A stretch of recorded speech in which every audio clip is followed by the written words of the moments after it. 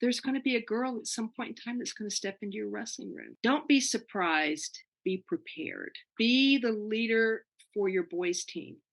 When that first girl walks in, or those first two or three girls get brave enough to bring a friend and walk into that room, help your young male athletes be respectful, welcome them into that room. I always say, is the welcome mat fully visible? If it's not, you've got a challenge for both your male and female athletes that want to join the wrestling program.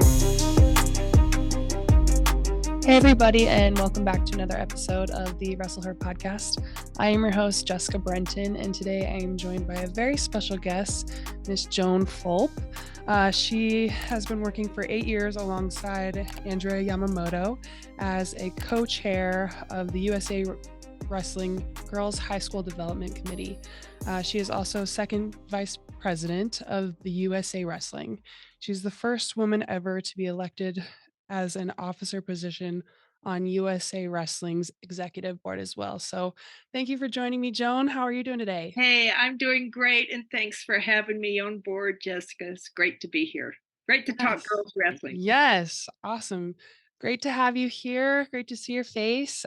So why don't you go ahead and tell the listeners a little bit about yourself? I started my career as an educator coaching women's gymnastics at Central Michigan University. And at that time, the governing body for wrestling was the AAU, and they were holding the junior world and senior world Greco camps at Central Michigan at the time. So met this guy by the name of Lee Allen, later married him. And at that time, I came back on campus to run about 3 weeks of girls' gymnastics camps for age group girls. And when I came in, those Greco guys needing to do all those throws had taken every crash mat out of my gymnastics room.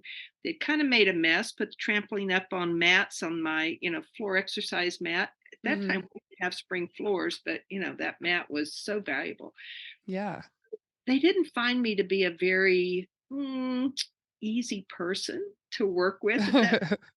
So I can still remember Lee Allen being over at this far corner door. So we were right next to a large turf room where they had laid all the wrestling mats down and were training. And the coaches had to come in and say, hey, how can we share? So it was a tough share at first. They didn't find me to be very amenable. But what I ended up doing was going in and watching what they were doing. And I said, hey, all these low back injuries and shoulders, I said, you guys don't even know how to stretch right. So I went in and did stretching for them. Kind of did a lot more things that we do in gymnastics for shoulders, etc. And of course, at that point in time, Lee and I had a connection, and I moved to California a year later, and there we go. Started teaching physical education out here at the K-12 level. So how did you get involved in the wrestling aspect of USA Wrestling? Hey, marry a wrestling coach, you're going to be pulled right into it, right? Yeah. Coaches, I coaching at that university level, I came here I'm actually live close to Half Moon Bay, California, a little coastal town south of San Francisco. It's just beautiful here. And so I started working with the community recreational gymnastics program. But of course, that involvement as two coaches, Lee continued to pull me in. In fact, just a little bit about my husband. Lee was a two-time Olympian, one of only 4 in our country that competed on a Greco-Roman Olympic team as well as a freestyle Olympic team. Was on the first world team that the U.S. ever sent to world championships. And he also was a guy that never said no to women. In 1990, he ran the first world team qualifier for women up in Vallejo, California. So Lee, the door was always open. Through our early years of marriage in those early 1980 camps with Greco, because he was the Olympic coach, also the Olympic coach for 1980. So he was a world team coach from 78, 79, 80. And I was there at all those camps, and he would go to those Greco guys and say, she's doing your flexibility and she's going to do your tumbling, and walk away. There was back in those early days, no question from him that with my expertise in that area, that I should not be there working right alongside him, coaching at that level. So, and coaching meaning giving that training for flexibility and Yeah, which is super important for wrestling. You need to know how to be flexible and stretch those areas, that those men are not doing. So that's probably very beneficial to have you in that position. Uh, exactly. From there, we raised two daughters, and their involvement in wrestling, as we were just moving forward in California with barely any girls' tournaments, but Lee was always pushing it. If there was the ability to have a girls' division back in the early 90s, he did that. He also had a team called the San Francisco Peninsula Grapplers, which were girls from all over the Bay Area, and they actually won the US Open in 97 and 99. awesome. So he was such a proponent for women alongside of, coaching. His whole life was coaching at a community college level. And then after he retired from the community college level, went to Menlo College, and that was only one of 5 programs in the country that had a women's collegiate team. And he started that program and was there for about 10 years. Both Awesome. daughters went to that college, and also both my daughters, Sarah Fulp, married named Bahura, and Catherine Fulp, that was their wrestling last name, but Catherine Shy, both probably 14 years between them on our national team, and Catherine does all her work for Lucha Fit. So it's Yeah. really a family business. Yeah. I love it. I love it. So you are definitely involved in getting, state sanctioned. You definitely helped my state get sanctioned. I was in very close contact with you on, what should I do, getting, articles from you to share with coaches that, were kind of giving me some pushback. You helped me learn numbers on states surrounding us. And you kind of helped me a lot in getting our state sanctioned with just information and knowledge and education wise. Where are we at now? We're at 37 states, 38 states, 43. 43 states. Okay, so that's awesome to hear. So what do you think is some of the states that have the highest success? What are some things that set them apart and that they do more than other states to, include women into their wrestling worlds and get their states sanctioned sooner than others? Right. For Andrea and I, as we've worked since 2018, really specifically, that 2018 year was a year where states started adding. We'd only had 6 states. It took Right. 20 years to get 6 states. And in 2018, I believe, if I remember correctly, there were 8 states that came on board that year. So for us, we saw that top administrative level support was so very important. A lot of grassroots support as well, but for that top level at the state athletic association, for them to say, yes, we want to hear what's happening. We want to see the data. We want to talk with our coaches and get that input as we look at our state athletic associations. Sometimes we think, hey, they're in charge, they run the programs. Right. Really, they work for their member schools, and Mm. they want to hear from their member schools what is needed, what programs are moving forward, what state championship should be next, because there's always 2 or 3 sports that are vying to get on that state championship docket to be run by the state athletic Right. association. So that's an important piece of that. Having a women's advisory committee is another important piece of that. That was we had 8 recommendations when we first started talking to the NFHS, State Athletic Association, all those individual executive directors. And the other piece for me, it is for those states that are successful, they're continuing their coaches education. Again, Yes. education is it's a top priority, and it's been how and why Andrea and I were able to move forward, and it was the reason that we presented to them. It wasn't, hey, why haven't you started that girls state championship? You better do it. You haven't done it, and you got to do it. Title IX. We didn't talk about that at all. We just wanted to educate on the landscape of girls wrestling and how it was growing, and then let them move forward with the process, because every state is very different in their bylaws and how they can add a championship. Right. But where we are from 2018 to today from 6 to 43 states. So that's an amazing amount of support from that top level and board of directors from each state. Yes, I agree. That's super exciting. I love that you want to educate people.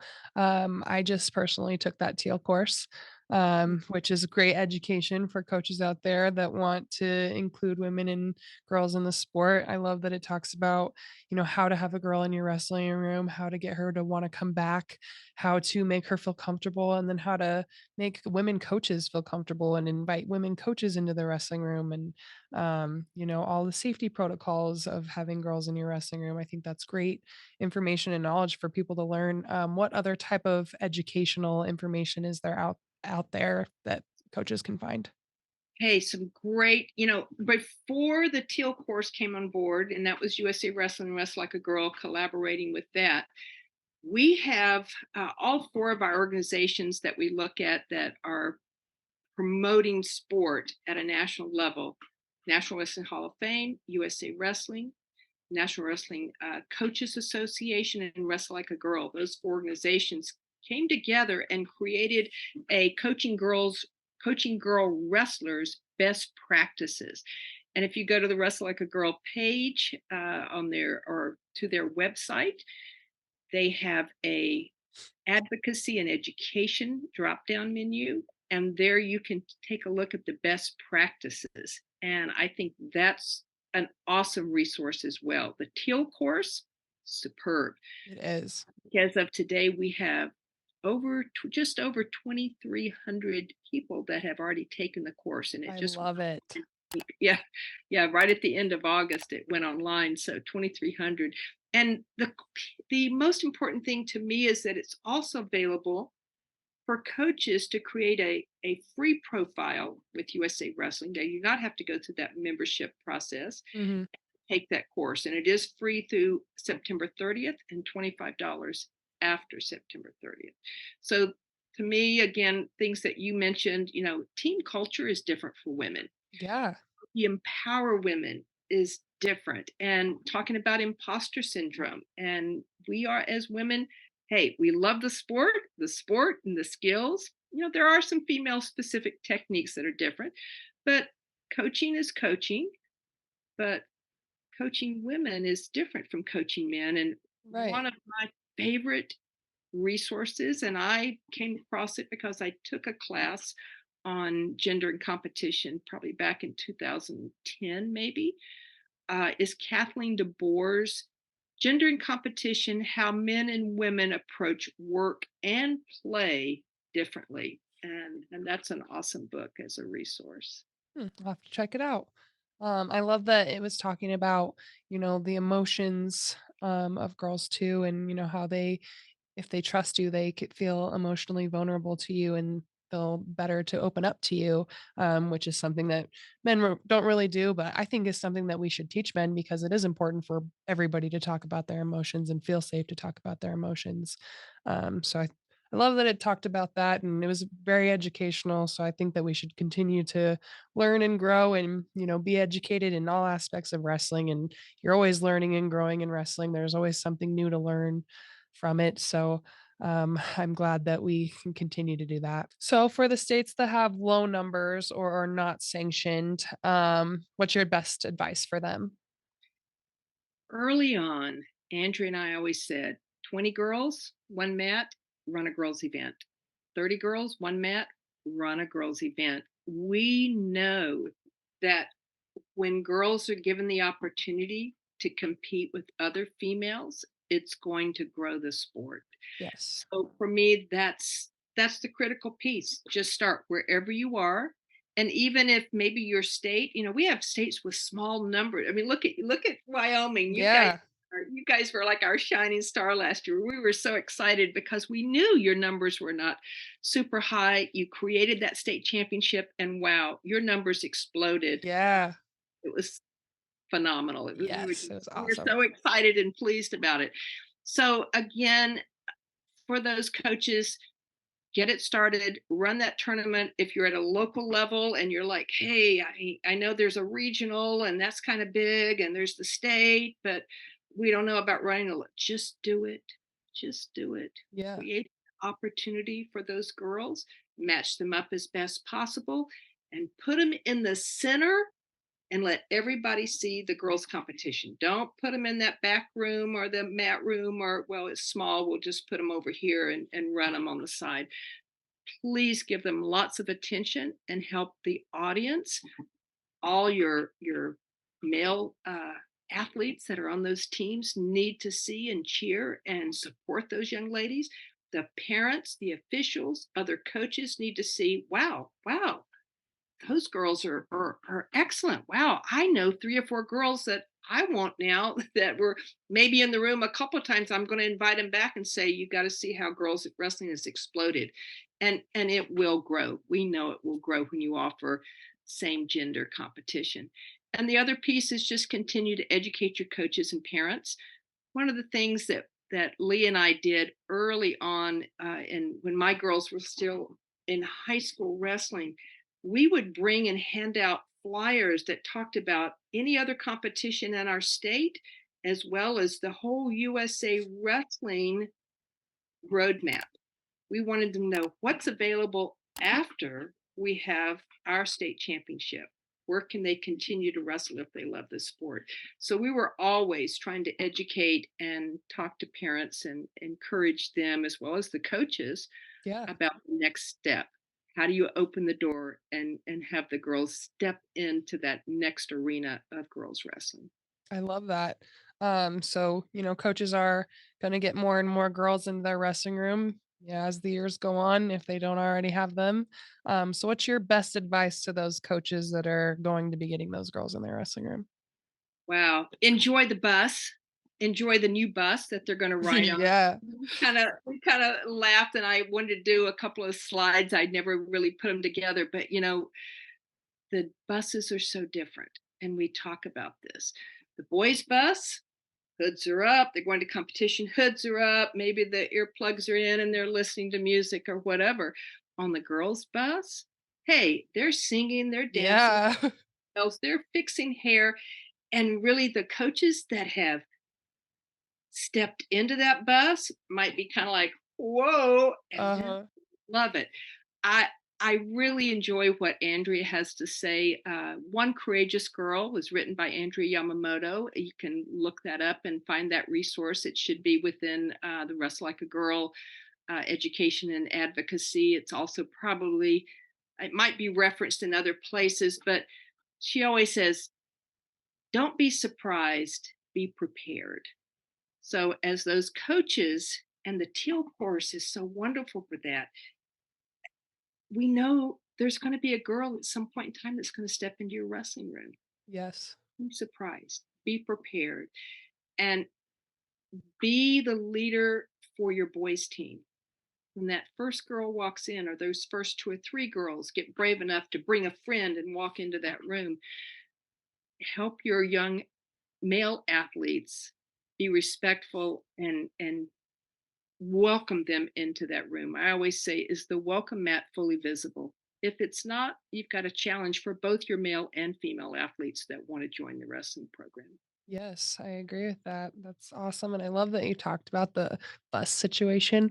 I'd never really thought about that until you just brought it up, and it is so different to be on a girls' bus. But then even going to Fargo last year and seeing the girls' crowd compared Oh, to the boys' crowd, like, girls just bring so much energy, and they're so fun and full of life. Like, you would never see the guys in the stands singing to "Party in the USA" in the stands. It's just a wild environment, and I love that the girls support each other so much and are just so much a team environment, and they want to cheer each other on at the end of the day, and be each other's best friends, and they create the best friendships and their lifelong friendships with those girls. Not that the boys don't, but they just bring a different type of energy, I feel. And different energy. I'll kind of go back to a little story. When my husband was coaching at Menlo early on, one supervisor said, "Hey, coach, they like each other too much. They need to get down to work. They need to work harder." And it was like, wait a minute, that's what we do. We're going to be braiding each other's hair in one minute, but then put us on the mat and boom, we're going yeah. to be competitive. The fierce competitiveness comes out. And then back off the mat, we may say, hey, do I need to fix your hair again for the next match? So it's just part of that culture, for girls. Yes, and I think that's definitely something to bring to the table that a lot of these girls do. And I think it's great, and it's definitely one of my favorite things to see in this sport, is the culture and how it's different. And I know I personally, for my wrestling teams, I have to braid everybody's hair for my high school team. And what some of the coaches were, making some comments as I was braiding hair, and they're like, "Do you have to learn how to braid hair to be a head wrestling coach?" Yeah, you should probably learn how, because you're gonna have a lot of girls that want their hair braided. So, Yeah, I'll go back to early days. I mean, early days at a local competition, and of course, Lee was always putting in, a girls' division. And I walked over to him, and he kind of smiles real big, and he has his hands in his pockets, and he pulls out one hand. He goes, "I'm holding their lipstick." you know, yep, like, yep, that's what. yes, you are. They're gonna need it after the match, getting on that podium. So I love that culture is a big thing. One thing that is different though with girls and boys is there is no folk style for girls once they hit a collegiate level. So how would you address wrestlers in that situation that want to wrestle in college that have only been to a handful of freestyle tournaments or have only wrestled folk style? Don't be afraid to step out of your comfort zone.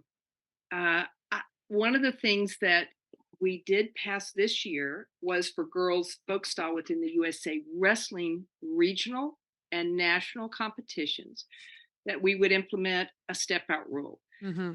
We're also hoping to go for a neutral start. We've got a little bit of work to do on that to make sure that within coaches and officials and athletes that we're all on the same page, and that's an easy transition, or a smoother, not easy, but a smoother transition. Yes.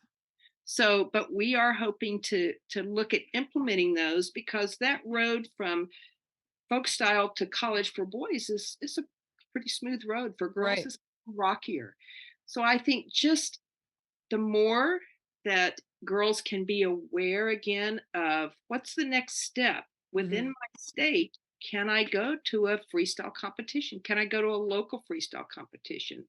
So I think encouraging them, of course, to take that pathway within their 4 years of high school or the last 2 years of high school, whenever they get started with wrestling, I think is important for them to to give that a try. And I think we just have to be stronger advocates and educate the awareness of what's next. What's Right. that pathway right now from high school wrestling, which is folk style. It's our nation's, our nation's style at our high school and collegiate level and collegiate for men. But how can we support our girls and make that pathway a little smoother? So we're all thinking about that. So, and some Yes. states are doing that. Some states are using that. We got that information from Iowa. So that, Charlotte Bailey said, "Hey, I've been doing these two changes. Officials like it. It's a very easy implementation for a neutral start and a step out rule. Eh, in other words, easy for coaches in their mat rooms to implement Mm. and train the athletes, as well as for officials to implement." So and as we talked more about it this year, there were other states that have also been implementing some of those smaller changes that kind of make that pathway from folk style to freestyle a little easier. So anytime we can do that at a local level, I think is great for our athletes. Yeah, I agree. Were they doing those at a high school level or were they doing those just at a USA Wrestling events level? It would be a USA Wrestling event after your high school season where they've Okay. implemented that. These are our leaders at those state levels that are creating that at the USA Wrestling folk style tournaments. Okay. Do you foresee high school taking on some of these changes in the future, just to sort of help girls, transition into freestyle wrestling? The debate, the folk style, freestyle, Uh-huh. right? Andrea and I did a position paper probably back in 2019 talking about this. And, Uh-huh. and we talked about, can we make some of those smaller minor adjustments? Can we make those and support the girls' pathway into college. As far as high schools across the nation, I think they're going to take a deep breath because New York, their state athletic association, is right now working through the pathway for girls high school wrestling in New York to be freestyle. Okay. Now that's a process. There'll be a vote in October. I think it's October, where they will decide about what style they will use at their for their girls' high school state championship and within their girls' season. So that may be a real opener. May open the Yeah. door for other states to take a look at it. Right now, eh, the modifications I think are a great way because we still have, Jessica, throughout our country, so many states where the teams are only one or two or three girls. Right. We're going to keep growing that. But right now, I think at least we have that folk style doorway to help girls get into the mat room. So, Jessica, it will really be exciting to see the direction New York moves forward. And I think that could be a real opening for other states to take a look at implementing freestyle for girls at the high Yeah. school. I definitely agree on that. So thinking about a lot of girls that want to start wrestling, what's your best piece of advice for them if they do want to start wrestling? Find a club or a local program if there is one in your area, according to the age of the girl, of course. But finding that local club because girls want to do combat sports. Maybe there's Yes. a club that I know in Virginia, I talked to someone who was creating or working at a program where they had jujitsu and they had Uh-huh. judo and they had wrestling. So that martial arts component, you know, take a couple of friends, take a couple of girls with you, and just open that door and walk into it. That's the best thing I can say. And now there's so many avenues for support and resource within a state.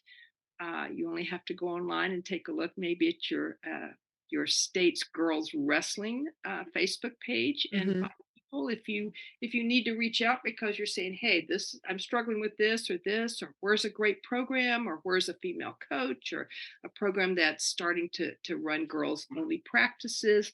The try it practices are great if a club or a regional training center is implementing those. So I think the best thing is just to find that gym and maybe at first you just go in and watch. Yeah. Take a couple of friends and watch and then get involved. Have that conversation with the coach. What can you as a female athlete, and maybe the parents are involved too, what can we expect from this program from you as a coach? How are you incorporating women? Are there separate days for practice for girls and women? I think it's just asking those questions, making sure you are a strong advocate for yourself, but find a friend and step in and just give it a chance, give it a try. Awesome. I love that. So you have a ton of resources for everything girls wrestling, how to get your state sanctioned, how to be able to coach women, how to step into a wrestling world if you are a woman. So you kind of mentioned where those people could find those resources. What are some websites people can go to where they can find you and some of that information?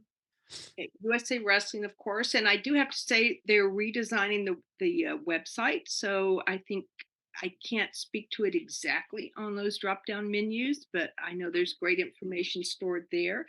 The Teal course, of course, Teal course, of course, uh, sounds like a song that we're Right. going to go into for song and Wrestle Like a Girl has great information. Again, that piece of advocacy and education that was put together by all different wrestling entities is there.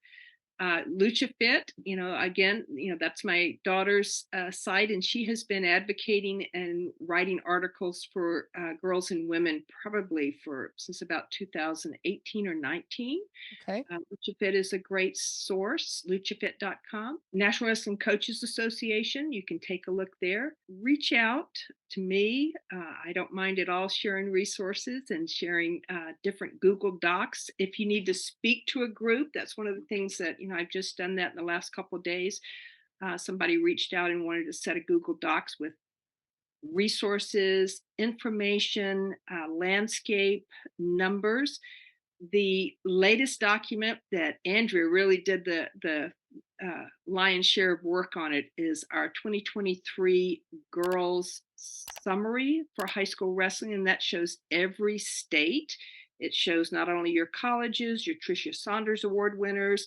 If you've run a state championship, it has all those winners in it. So there's a lot of good data there. I think the data over at least 5 years on that document, as well as at the back of the guide. I think it's about 73 pages with all the states included. There's all the USA Wrestling numbers and growth over probably a 5-year period, as well as all the states. So that guide is great and a great resource, and that should be accessible through the USA Wrestling site. Well, I'm glad to know all this information. I'm sure the listeners are glad to know all this information and have a lot of questions and want more information and more education. So those are great resources for them to find all that stuff. I am going to end this off with a quote, actually from the article that you mentioned, One Courageous Girl. So this is from the section, Not Really One of the Guys. So this quote goes, "The one girl on the team does not need to behave, communicate, and assimilate like a male to be valued in your wrestling program. Her female qualities are not a weakness, they are where she draws her strength every day to be the only girl on a boys' team. Help her to maintain her female strength through wrestling." So I love that quote. Keeping the girls girly and having their feminine strength is a great attribute to add to your team if she is the only girl on the team. And then if, it is a girls' team, keeping those girls with that um, culture and environment that we had mentioned and keeping it a girls' environment, it makes them stronger. And girls are tough, girls are powerful, and what a place to show that in a wrestling room. So Oh, I love that quote, and I appreciate you being on my podcast. I know you have a busy schedule, so thank you so much for your time. Is there anything else that you'd like to mention or say to the listeners today?